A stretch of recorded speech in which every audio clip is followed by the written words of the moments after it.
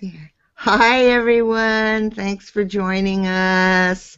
And we're at our new spot with Stephanie Sims and What's Your Worth?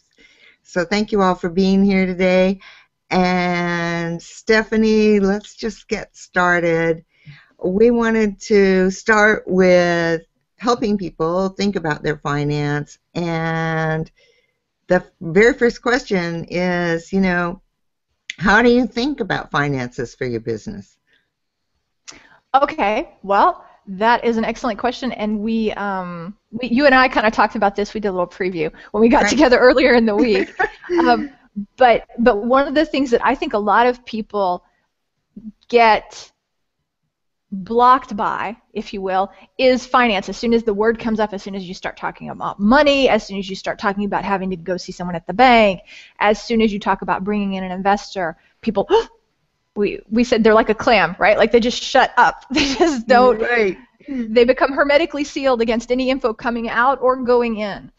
And so I think the first thing that's important is when you're going to talk about your finances, you need to look at it as an aspect of your business, like many other aspects of your business, that's just going to be part of your toolbox. For example, for myself, I am not, sales and marketing kind of gives me this feeling. And the truth is, it's not what I like. I don't love it. But I know that if I want to be a successful business owner, I'm going to have to learn enough about it either to do it myself or to know how to hire the right person to help me do it. So I would suggest that your first step is to just kind of approach finance instead of it being this kind of mysterious, oh my God, I can't possibly understand thing. Say to yourself, I need to learn enough so that I can make good decisions for me, whether that good decision is actually digging in and doing it all myself, or it's learning how to hire the right person. Right, right. And let's go back just one little step and talk about the fears that you mentioned, and maybe some ways that people can overcome those fears and be able to approach it in a rational manner, because fear keeps you from being rational. Right. Well, and I think that's where being able already to come to a show like this and to have people who are going to speak to you in a way that makes sense, something that doesn't sound like Klingon, which is what you hear from other finance people, and just to be aware of the fact that it's okay not to know. I think, and it's not just for finance, but kind of like with my example for sales and marketing, as soon as I went to an event and I realized, hey, there's tons of people out there who don't know anything about sales and marketing. It's not just me. It happens to lots of people, good people, smart people. There's nothing wrong with you because you don't know about it. The only problem comes in when you let that lack of knowledge keep you from going and asking the questions and getting the information you need to make a good decision. So I know it's hard, especially because money is so sensitive, right? Unfortunately in our culture, a lot of times we put a value on a person based on how much they earn or how much they have in the bank or what kind of car they buy. It's a very tough subject, I know that. But I think if you find somebody who speaks about finance in a way that makes sense to you, latch on to that person and learn everything you can from them, making it just a learning experience. Don't turn it into I'm a good person or I'm not a good person because I understand how this works. It's just I'm going to learn as much as I can and see what I can do with what I've learned. Yes, and that's I think that's a really good approach because people do have fears, and I know we talked about it, and I've talked about it to some of the people who are here, but I spent 10 years for helping people in the financial world from a personal aspect, and those same fears come up, and the same kinds of reactions come up, so that when you're looking at a budget, for instance, from my experience it was people, but in your experience it's people in business and their business. People get a budget, whoa, and they pull back and they start going with knee-jerk reactions about their budget.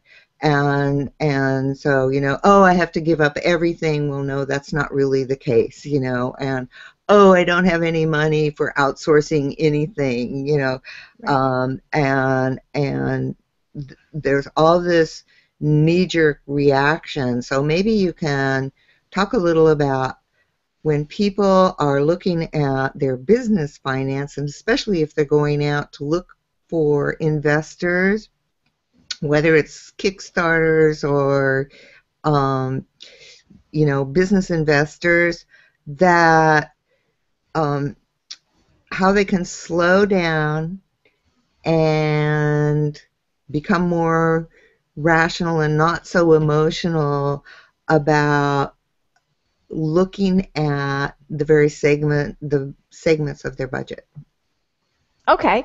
Yeah, again, this is where sometimes it's not good to have talked about it beforehand, right? Because we already talked about some of this. But I think that if you take a really big step back and you look at your business and you say to yourself, there's two ways I can create value in my business. Okay, there's two things that are worth something in my business. There's the profit, which is every single year I need to sell more than I spend. Okay, so every single year you know what you're bringing in, how much you're selling, and how much you're spending. That to me is the first place to start focusing, because as soon as you realize you've got these two pieces, either I can try to sell more or I can try to spend less. That makes it easier instead of getting all hung up on, oh my gosh, let me go down on all these details. When you're thinking about making decisions, ask yourself the question, is this going to help me sell more or spend less? And if you're not clear on what you do, don't do it until you understand how it's going to help you do one of those two things, right? If you're not sure about how it's going to help you sell more or how it's going to help you spend less, wait, get more information, right? That is just fabulous. I love that way of looking at it. It's a very easy sort. It's a very simple sort, and I think it demystifies how to think about spending or gaining. That it's just that simple sort. How is this going to help me spend less? Or how is this going to help me make more? I mean, how simple is that, Stephanie? I love the way you phrase that. That's just terrific. And then I wanted to bring up Kevin Burns is agreeing with you. Kevin says, I found that finance and investing is not a subject most folks are willing to talk about, a non-topic, except with investment-minded folks. So Kevin, you're so right, and that's why we're here today. We want to help people not be so fearful of it and be able to approach thinking about their business without shorting out.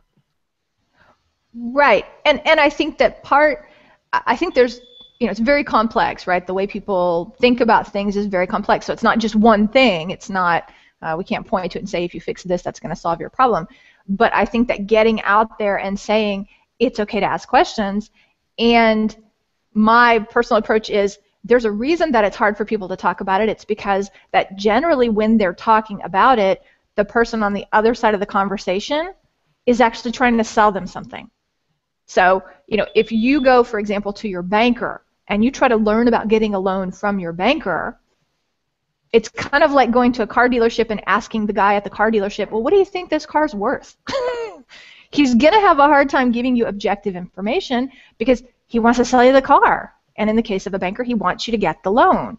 And so it's hard to find a source of understandable objective information. And that's, part of what we're trying to do today is to give people a way to get their questions answered by somebody who's not necessarily involved in the transaction. So I think, be conscious of the fact that all sources of information are maybe not created equal, and you might want to educate yourself before you get in front of somebody who might be in a position to have a transaction with you. because you're not necessarily going to get the whole story then. Right. And then following up on that is what suggestions do you have for people to educate themselves so they don't feel so ignorant when they're going either to a bank for a loan or to potential investors, so they're not caught on the side of the bank wanting to sell them the loan? What's the best way for people to go about, educating themselves, learning? Right. Well, I think that the first place to start, like we talked about, is kind of jump the hurdle of I'm afraid of talking about it. So once you can get past that, there are lots of people out there. Well, lots. I don't know lots. I know several people out there, myself included, who are really trying to help people gather this information into a place where they can educate themselves before they make the decisions.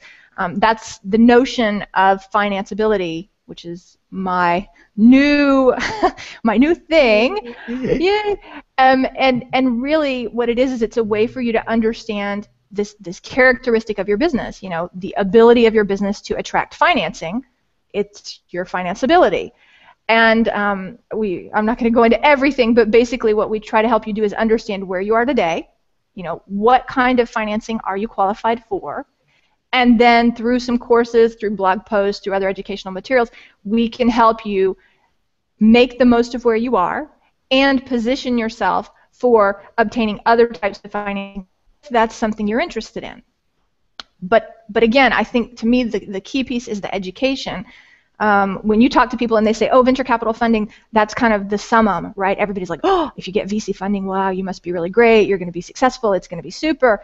Well, first off, VC funding, venture capital funding, is not for everybody because you have to give up a piece of your business to get it, right? And so there's a lot of people. Could you say that over again? I think a lot of people don't understand that about venture capital. You now have a partner. Right. I think that it is like a marriage. Okay, and so what you're giving in exchange for getting their money is they become your partner. Now, the second thing to keep in mind about venture capital, or equity is another name for it, equity funding, is that once you start down the road, just like in a marriage, once you start down the road, it's awfully hard to find another partner because you've already got one. And so it means that the process on both sides, their process to understand if you're the right partner for them and your process to understand if they're the right partner for you, needs to be pretty involved. So it's a slow process, it takes quite a bit of time, and it's something that you really need to consider. If you know right away your immediate reaction is, no, I don't want to get anybody involved in my business, I don't want any partners, then scratch that off your list. Don't waste any time going and preparing a presentation and getting an info memo and finding people to introduce you. That's a waste of time for you, because not that it's not a source of funding, a legitimate source, but it's just not right for you, right? And that, to me, if you can keep in mind this universe of options and say, here's the way that seems to make the most sense for right now, that's already going to help you calm those fears, because you're not going into the unknown, right? You're going into an area where you say, I'm not going to look at these 85% of things over here. I'm only going to focus on the 15% that applies to me. So I don't know if that answers exactly what you were asking, but no, it doesn't. It does in many ways, because people can feel so hungry for money that they may look in the wrong avenues, and maybe without, taking away from finance ability, maybe you could talk now a little bit about what are some of the avenues and how you sort through them as a business person. Sure. Well, I think, we've already kind of talked about what many people see as the gold standard, which is this venture capital option. Okay, that's where you trade pieces of ownership, a percentage of your company, for money today. The middle piece, the way I look at it, is what's called lending. That's where you trade a big piece of money, a big chunk of money today, for little pieces of money or little payments that go back to the person who loaned you the money over time.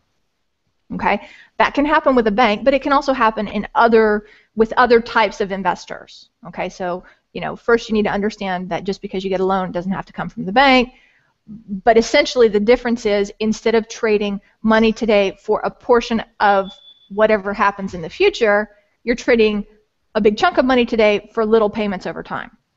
So all you're really doing when you borrow is getting upfront cash, right? So it's not this, again, it's not this magic pot of money that just comes to you and you never have to pay it back. It's that you start paying it back pretty quickly. In most cases, they're going to want you to be able to pay the debt as soon as you get the big chunk of money.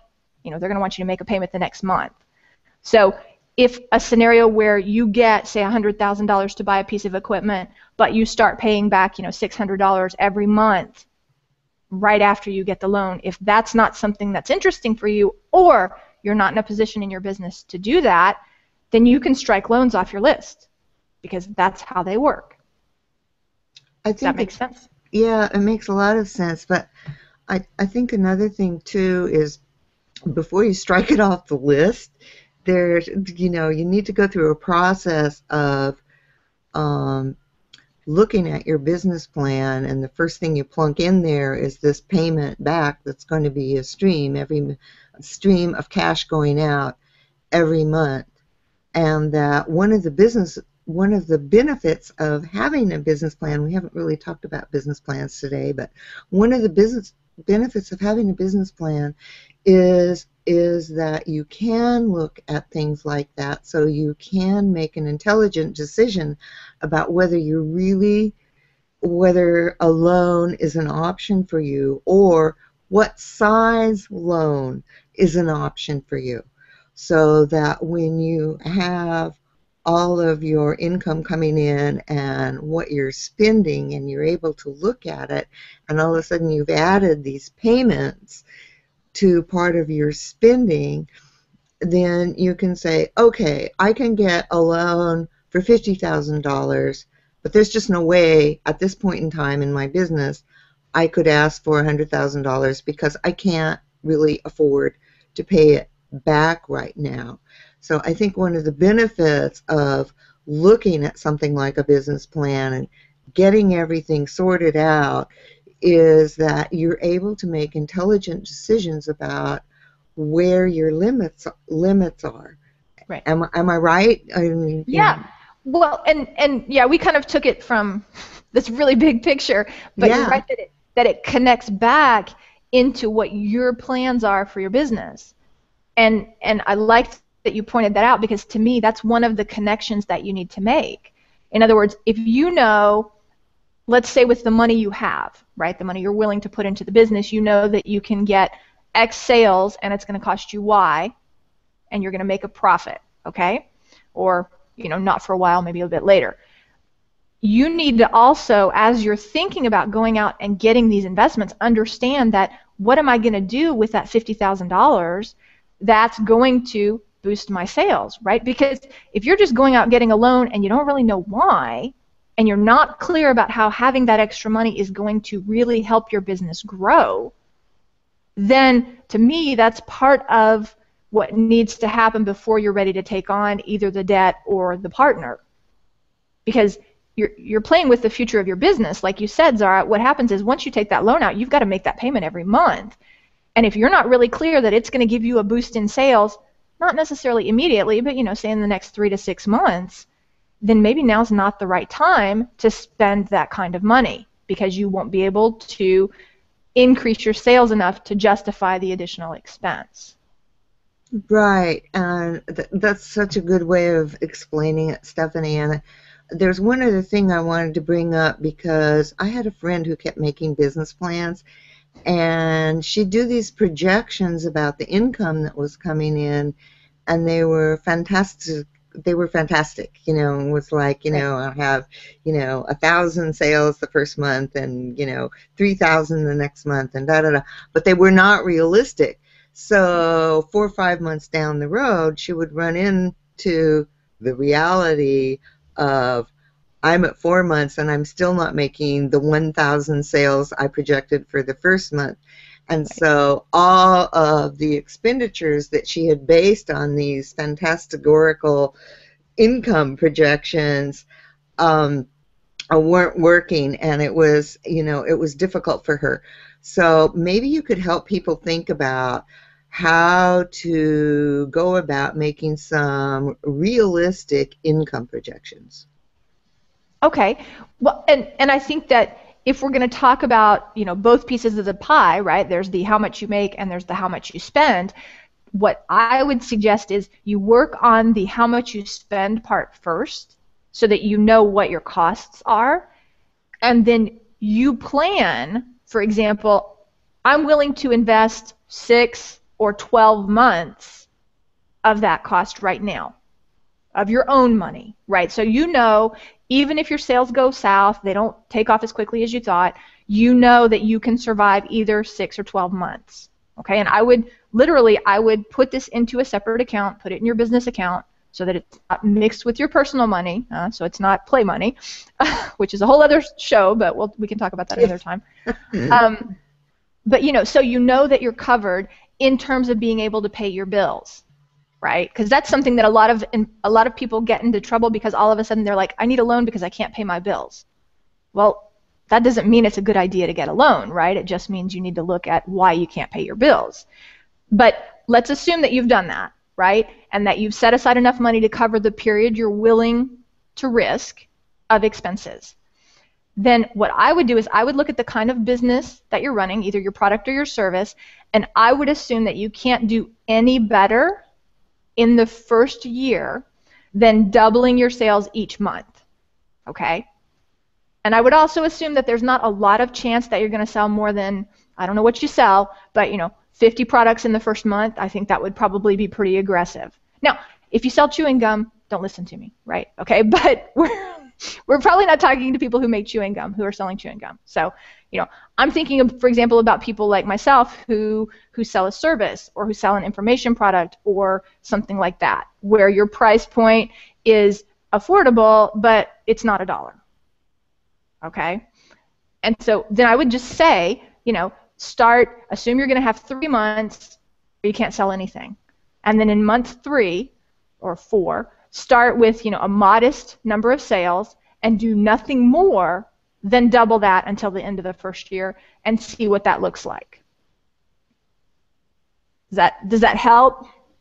I think that helps a lot, and it's a very realistic approach. And the first year is really shaky financially, and if you aren't willing to go into that first year of business knowing, as Stephanie said, that you can cover your expenses, you yourself, right, you really need to take another look. I wanted to bring up a comment from Sheila. Hensley, I was about to ask that question. Stephanie Sims, what if I don't want a partner financier?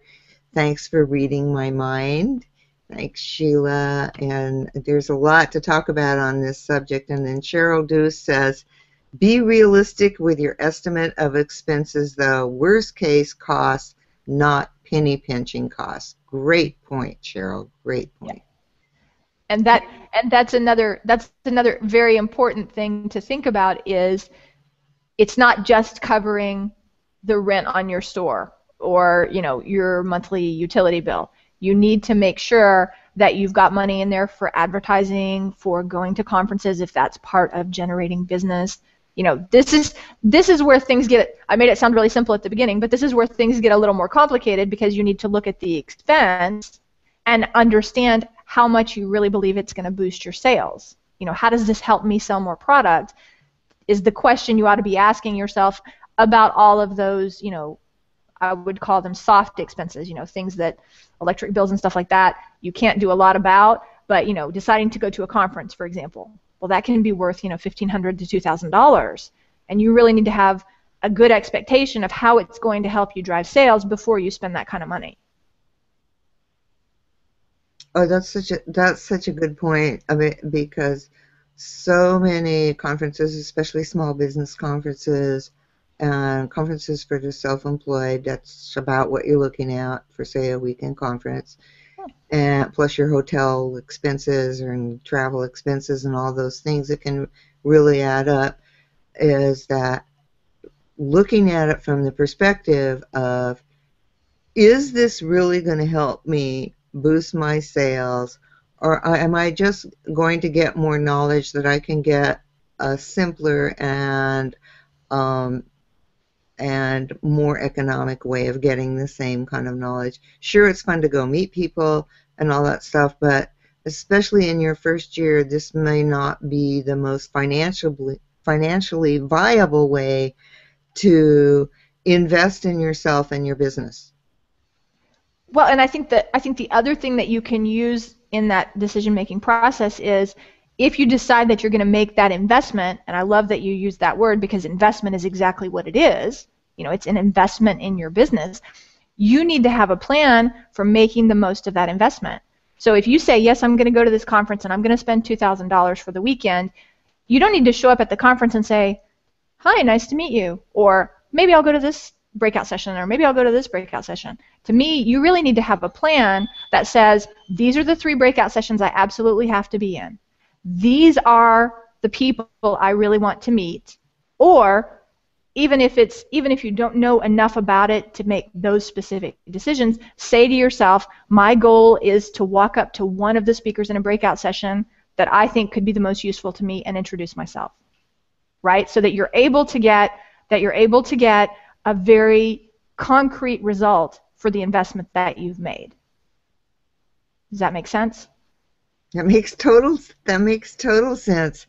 And I just want to take a minute here to thank everybody, one, for being so patient with our technical problems earlier, and for hopping on over to this new event. We really appreciate you following us over. There was just no start broadcast button, so we couldn't go live. And Stephanie and I were having a good time, but we couldn't go live for you. So thank you very, very much for hanging in with us with our technical difficulties. And yes, Stephanie, I really love how you are presenting things from the simplest point, like, expenses is, how much am I spending, and then how much am I going to make, to start with these 2 simple categories and then build on them. And I'd like to go one more step, and then we're kind of going to be out of our time here. But and that goes back to, I think if we start with those 2 foci, we can think about actually making a budget for your business, because I just feel that doing a budget is so important, because you really can't do your business plan until you know how much you're spending and how much you're going to make. And the first step is, what are my current expenses? Yep. Exactly. And the thing I really love, now I'm a geek, okay, so I really love my numbers, and I love Excel and all kinds of cool stuff, but it doesn't have to be complicated. But what you need to do is you need to think about how your business is going to operate, and you need to make sure that all of the pieces that you need to keep your business operating are represented in your budget. And so, to me, a lot of times the budget can actually drive you to revelations about your business, because as you're thinking about all these expenses, you realize, I forgot that I'm going to have to actually ship that to people. How much is it going to cost if I have to send it through the mail? Maybe I should talk to UPS, or maybe I need to get an account with DHL. As you're going through and looking at the real numbers, then you can make some good decisions saying, okay, maybe I can do something about this and reduce this expense. Just like we talked earlier about making an investment and seeing how it's bringing more cash in revenue, you can do the same thing as you're going through your expenses. And we're talking about this as if it's something that's static, that kind of happens once. The truth is, in businesses, especially new businesses, it's a good idea to revisit your budget at least once a year. And frankly, when you're new, when you're just starting out, it's a great idea to look at it after 6 months as well and say, yeah, that's true. I thought I was only going to be spending $100 on my cell phone a month, and look at this, I've got $200. So I need to make a decision for the rest of the year. Either I have to reduce expenses somewhere else, or I got to find a way to ramp up sales to cover that extra $100 a month. Again, you take on board the information, the data that's coming to you through what's happening, and then you integrate it into your plan and say, okay, I'm not going to ignore it. I'm not going to pretend it doesn't exist. I know it costs more. What does that look like over the next 6 months? What does that do to get me to the end of the year? That's just such super advice, and I think the word budget just kind of overwhelms people. Right. And so I know with my clients in the past, I just called it their personal tracking system. And I love that, because to me, the way I look at it is a budget. All a budget is, call it something else. Call it your plan. Call it whatever you want. All a budget is it is a target. It's just giving yourself an idea of the direction you want to go and all the different elements that are going to help you get there. Now, all that's going to happen is, you're not going to be dead center the very first time, or even, at any point. But you got to know that you're going in the right direction. And what a budget does is it helps you know, yes, I'm on the right track, and it helps you adjust. It gives you elements of where you can adjust so that you get closer and closer every time to your target. I think the adjustment is a really important point. And the first time you do that budget and you're tracking your expenses and you're looking at all the things that you're spending money on, just just from a business perspective, if you're active on Google Plus and you're using Circuloscope, for instance, that's something that goes in your budget. And any other tools that you might be using, or tools that you use on your web page, or expenses that you might have for those things. You really want to collect all those things and put them in the big basket of your budget, so you really, really know, because the more you know about where your money goes, the better able you are to make decisions about adjusting. And so it's just so important. I can't stress enough how important it is, and I love Stephanie's clarity on how to approach it. I love your clarity, and I think, Stephanie, we're going to have you back. Okay, well, as you can tell, I feel like we've just touched the tip of the iceberg about this, and that I think the 2 main points for today is how to go about looking at your expenses without being afraid and without putting your head in the sand. Right. And that, the more you know, the better able you are to make decisions, the better able you are to make adjustments, and the better able you are to look for some possible financing, whether it's relatives or a bank or a venture capitalist, that you're able to say, yes, I know the numbers, and if you give me $50,000, this is what I'm going to do with it, and this is how it's going to build the business. Because if you can't answer those questions, if you really can't answer those questions about how you're going to use that money that you're asking for, why would I want to loan you the money? Yeah. Well, and I think there's 2 points I think that are crucial. The first is, before you go ask anybody else for money, ask yourself, if a good friend of mine came to me and asked me in this way for this money, would I give them that money? So that's, the first litmus test. If you can't explain it in a way that makes sense to somebody who already knows, likes, and trusts you so that they would give you the money, you probably need to do a little more work. And then the one other thing that I would say for everybody out there is, the race is long. Business is an adventure. We've kind of focused on this first 12-month period, but business is an adventure. And so you need to realize that you're not going to get it right the first time, and that's perfectly okay. What you want to do is you want to set up a system for yourself. Imagine that you're running a marathon. Well, if you're running a marathon and there are no signposts that tell you which direction you're supposed to turn, that's going to be a horribly frustrating experience, and you're probably going to lose hope and give up.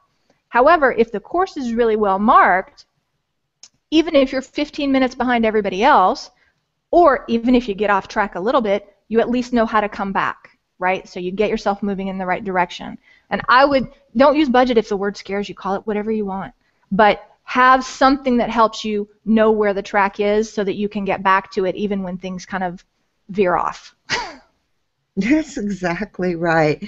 So I think we have, it's time to bring everything to a close. And Stephanie, I cannot thank you enough. You have such a clear direction in the way you guide people to thinking about finance, and we definitely want to have you back for more. And why don't you tell everyone just a little bit about Financeability and where they can go find it? Okay, well, thank you so much, first off, for having me on. And again, you and I have talked about this, and we come from the same place, but, I think it's so important for people just to start the conversation, because once you see that there's tons of people out there who have the same issues you do, it's fine. It's okay to ask the question. Just ask it from someone who's really going to try to help you. That's my only caveat there. Financeability is in the final stages, I'm so happy to say, of being launched. You can find me at finance-ability.com, and in probably a week we'll have, well, let's say 2 weeks. Give me a little pad there. In a couple of weeks, we'll actually have a way for you to test your financeability and to understand which path is the best for where you are now, so that you don't waste time, for example, chasing venture capital money if that's not the right fit for you. So I would love to have anyone's feedback, once you're out there and you see what we have to offer. Anything you can tell us that would make it more helpful for you would be much, much appreciated. And of course, if you've ever got any questions, hit me up on G+. I'm also on Twitter at finance_ability. But you guys all know where to find me on G+, so feel free to hit me up. Okay, and I just wanted to let you know, Stephanie, yes, there's a call for yay for more Stephanie Sims from Sherrill Duce, and also from Henry David Pipe. Definitely more Stephanie Sims. So you're really helping people, and that's what the Midweek Zap is all about. It's about giving people direct, actionable information, things they can immediately leaving the show go and take action about. You've been so incredibly helpful, and thank you, loyal audience, for following us through all that techie stuff. That was just, we tried 5 times. We couldn't make it happen. So thank you all for following us over, and we will see you next week on the Midweek Zap. So, Stephanie, just say goodbye to everyone, and thanks a lot, folks. Thanks so much, and I really appreciate it, Zara. Thanks for having me on, and shout out to Sherrill and to David. Thank you so much. I'm happy to come back whenever Zara wants to have me. Oh, super. Okay. Bye, everyone.